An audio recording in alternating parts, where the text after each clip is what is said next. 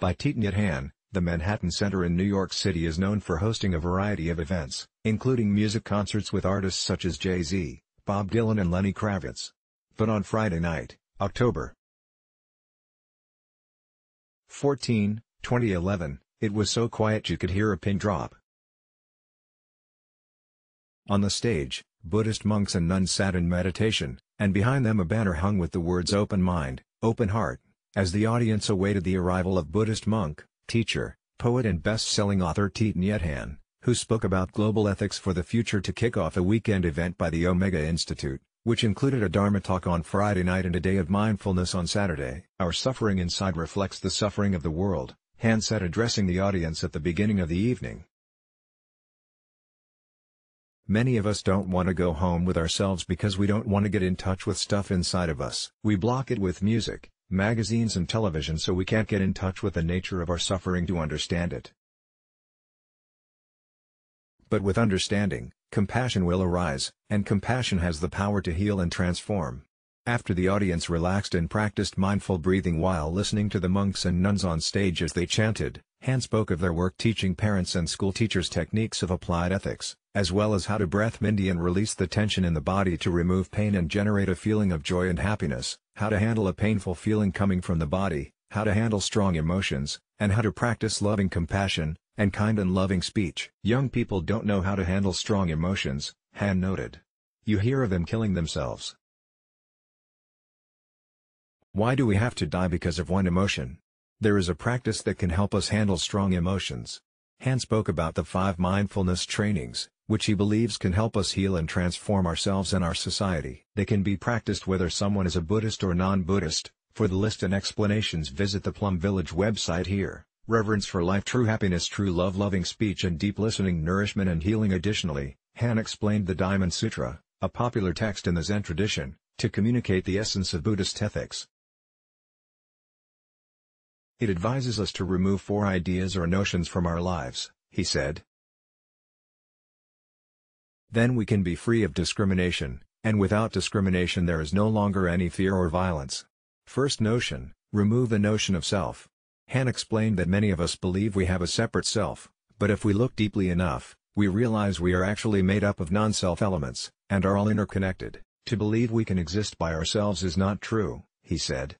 "We have to interbe with everything in the cosmos. To be is actually to interbe." When a father looks at his son, he can see the nature of interbe. When you look at the son, you also see the father and the mother. The son is made up of non-son elements. The suffering of the father is the suffering of the son, and the happiness of the father is the happiness of the son. Hanh also used the example of the flower to illustrate this concept. Without a cloud to produce the rain, a flower cannot grow. You can't see the cloud or even the sunshine when you look at a flower, but we know these non-flower elements are there, he said. Second notion, remove the notion of man. When you look into the creature of man, you see only non-man elements. We have human ancestors but also animal and mineral. In order to protect man, we have to learn how to protect non-man elements, Hanh said. Third notion, remove the notion of living being. We need to remove the notion of mortals versus God or Buddha, or whatever we refer to as our higher power, Hanh explained. We have a tendency to compare ourselves to God or Buddha, thinking we are suffering beings, and they have no suffering in them. We think we are nothing, and God or Buddha is everything, but this notion should be removed, he told the audience, relaying a story from when he was a 16-year-old monk. My teacher gave me a verse to memorize and say before bowing to the Buddha. The one who bows and the one who is bowed to are both by nature empty, he said. Before you bow to the Buddha, you have to look inside him and see he is made of non-Buddha elements, including suffering, despair, anger and hate. A Buddha is someone who is able to handle the suffering. When you look at a Buddha and don't see the suffering in him, you have not seen a true Buddha.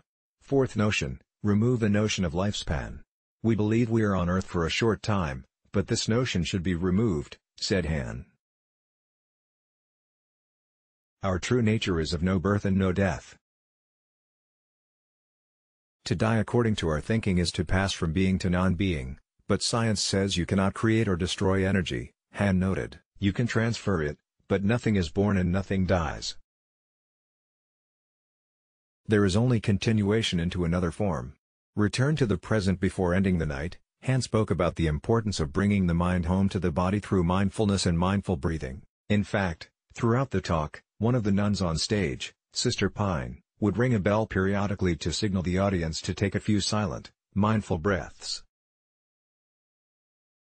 By concentrating on your breath, in 3 or 4 seconds you can bring your mind home to your body in the present moment, said Han. Our civilization is organized where the mind spends more time in the past and future than the present moment. We think we will finally find happiness at some point in the future, but we can be happy in the here and now, he said. Establish yourself in the here and now with mindfulness, Han explained. If we were to write down all of the conditions we need for happiness, we will soon find that 1, 2, 3 pages and more are not enough to fit them, but mindfulness helps us realize what there is to be happy about in the now. Something as small as focusing on our eyes and being grateful for our ability to open them and see all the colors of the paradise surrounding us can bring happiness, he said. Many do not have this ability. There are many conditions of happiness around us, yet many of us believe there are no conditions to be happy about in the now. We run away from the present moment, but that is all there is. Let's block ads. Why?